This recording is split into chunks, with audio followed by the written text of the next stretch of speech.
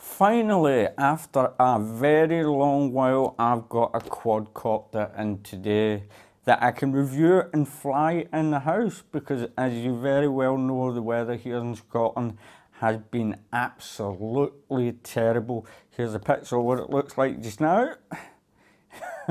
Yeah, lots and lots of snow, and I wouldn't like to fly anything like this outside, especially if you get a main board like this, and if I was to land in the snow, that would be it fried. I do have other quadcopters to review for different companies, but I'm afraid I can't do them because of the weather, so I must apologise to them. But let's get on with the show, and courtesy to Banggood.com, they were nice enough to send me out the new Eachine M80S. Now this is the ready to fly version. You don't need to bind it up out of the box. All you need to do is plug the battery in, turn the transmitter, and off you go. But you do get a bind and fly version where you can get DSM receiver, DSMX, Fly Sky, and also Far Sky receivers. Bear in mind, you cannot bind any other transmitter up to the ready to fly version. You can only bind it up to the transmitter that they give you, and when you buy the bind and fly version, make sure you pick the right one for the transmitter that you are going to be using. This is somewhat of a MirrorBot clone, if you remember the MirrorBot, because the transmitter looks exactly the same. It's got acro mode, angle mode, but it also has altitude hold mode as well. That's quite interesting because I like the way they've done that. You can turn altitude hold mode on and off for a change, which is great. So you can fly in any different mode you want. And it also has another little thing that is absolutely brilliant. If your quadcopter lands upside down, you push the button on the right here, and it will flip itself back over and you can just fly away again.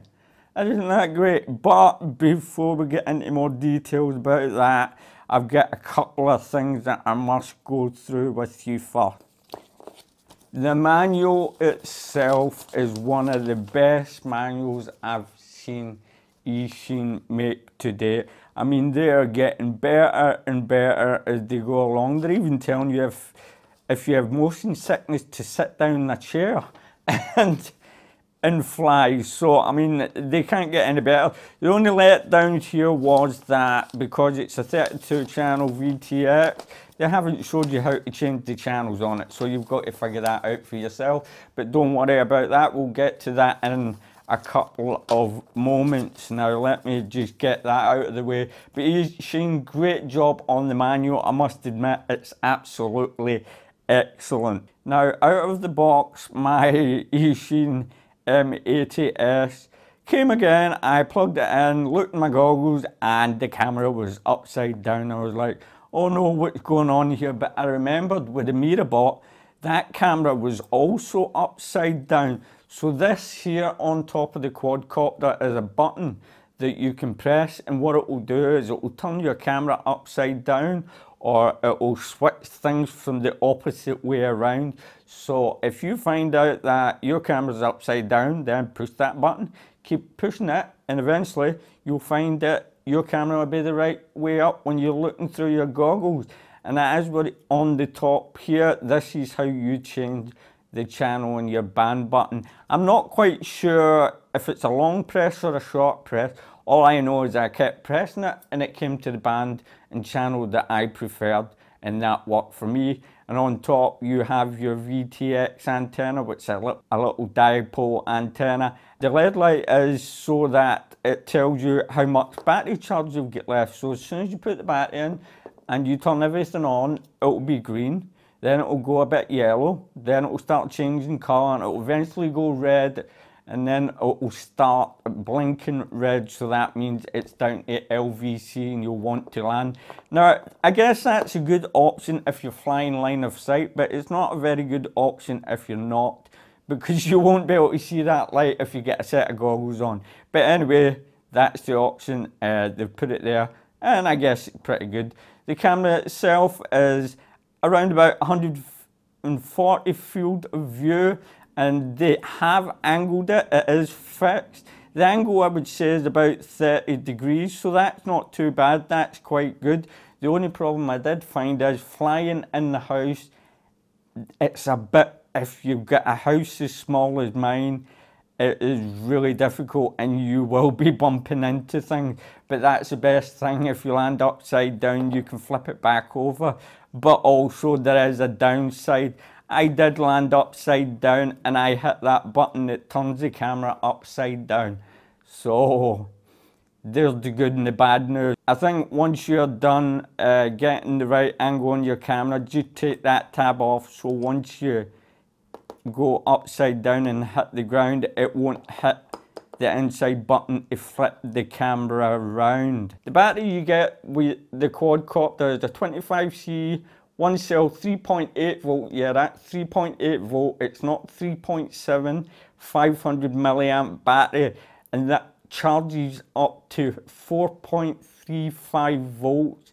So that's not 4.20 volts.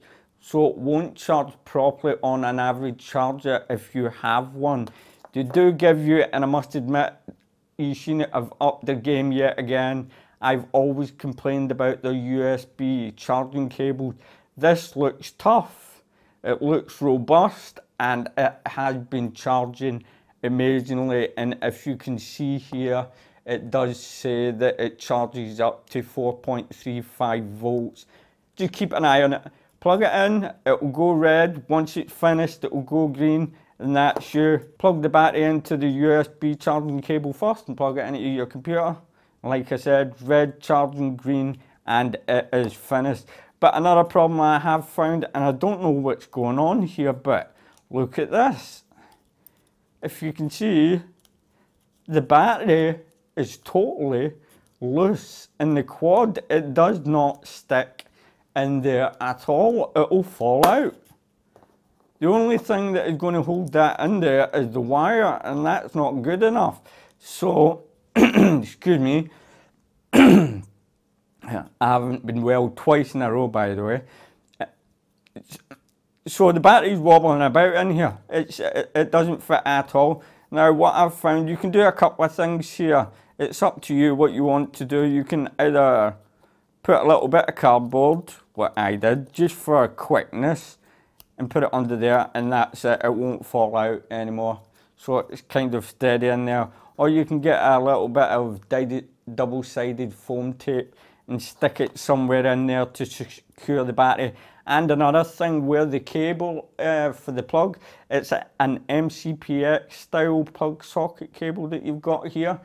If you are pushing the battery in, the battery wires get tangled, so what I would suggest to you is to push that wire outwards so it's popping out the top, and when you push the battery in and out, you're no longer getting it tangled up in the wire there, and you can just pull it over and plug it in like so. Excuse me. The battery length itself is 47 millimeters, the battery width is 17 millimeters, and the thickness of the battery is 6 millimeters. The total weight of the battery itself is 12 grams. Right, let's just take the battery out of the way. You do not get any spare propellers in the box, I'm afraid. So this is what you get, and as far as I know, there's no other props out there at the moment until they provide them.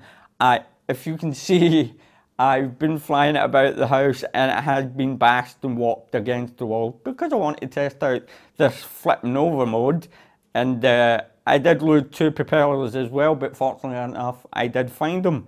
So that's not too bad. The props themselves are 40 millimeters in width, and the ducts are 45 millimeters.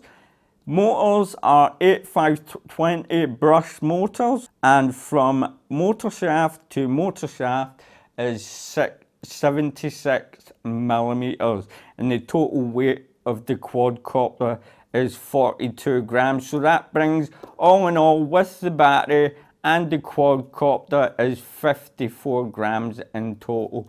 But don't forget that battery, you just need to secure that or find another battery. The motors are plug and play, so that's great. So when one of them go out, just unplug it and off you go. To take the canopy off, obviously because it's protected, you just take the 2 screws, one screw here, one screw here, and now one from underneath here off, and it just comes off, and you can see underneath. You can actually unplug the camera if you just want to fly, change the camera, because I did find that the camera does feel a little bit, it's not too bright. The lux on the camera must be quite, it's not very good. I've seen brighter cameras. Another thing is the antenna was sitting right under next to the board. If you can see here, I've pointed it up. I live in a brick house and I was on the sofa. I couldn't fly this to the end of my hallway and I lost signal until I pulled the antenna up and pushed it up. So what I'm going to do is just get a little bit of Scotch tape and tape the antenna there, and everything should be good. Now, it's a 5.8 gigahertz VTX, 32 channel, 25 milliwatts, PAL and NTSC automatic switching. That's just about everything for the whole quadcopter itself, and I must admit it is durable. I like the power of the battery now, and I love the charging cable. Thumbs up Eachine for that one. You're only getting better at these things. Being in a wheelchair myself and flying quadcopters over the years when I've crashed, and it's great to have that option to flip the quadcopter back over. Not only can you use it for flipping the quadcopter over when it's upside down, but you can do automatic flips in the air as well. But the one thing I did notice is when the battery is running low, you cannot recover from when it's lying upside down. So that is another downfall there. When it gets to a certain level of voltage, it won't pop itself back over. It's like the usual quadcopters that come where you can automatically flip them. It just won't do it, okay? So, but apart from that, everything's great. Now let's get over to the transmitter itself. The transmitter takes 3 AA batteries at the back, and let's start with the buttons here. This button is your flip button, so when you land upside down, you push it and you flip back up. And if you want to do an automatic flip in the air when you're flying, you can do that. Even when you're flying in FPV mode. Don't forget, it does have acro mode and stability mode. I was flying in stability mode in the house because the quad is very quick indeed. I don't think I could even attempt to fly in acro mode in the house because my house is so small. So I'll need to wait. So you're going to need to wait for another video and we'll see how that goes outside. So I can't tell you how well it flies in acro mode. The button down here, that is for your altitude hold mode. Now you do need to land the quadcopter to activate the different modes. You can't activate them while you're in the air. So just keep that in mind. All these buttons here are your trim buttons, and all these buttons on the other side are your trim buttons as well. Now if you're buying the bind and fly version, you do have to bind it up. So just look in the manual. As far as I'm aware, you press this button on the left and you turn on the transmitter to bind it up, and when you see the light flashing on the quadcopter, that's you automatically bound up. And you can also calibrate the stick. Just look in the manual, like I said, and it tells you everything that you need to know. It is an excellent manual indeed. Now what I'm going to do just now is I'm going to plug the quadcopter in, but I need to put my little bit of cardboard here because I want to show you how it flips the right way up from being upside down. And I don't want the battery to fall out, so here we go. I'll just plug it in like so. Take all this out the way. Oh, way of green. Turn on the transmitter.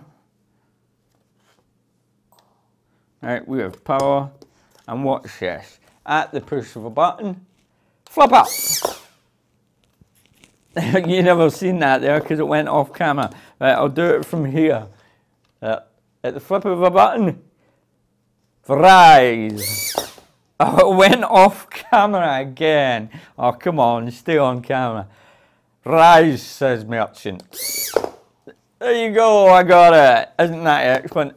I mean, they've done an excellent job in this quadcopter, they really have. Only a couple of gripes, the battery being slidey in there, the camera upside down, the props sometimes popping off. Anything else? Haven't tried acro mode yet, so I don't know. But apart from that, it flies pretty great in the house. The only thing, I was bumping into a lot of things because of my finger. I couldn't get full throttle the way I wanted to pitch it forward.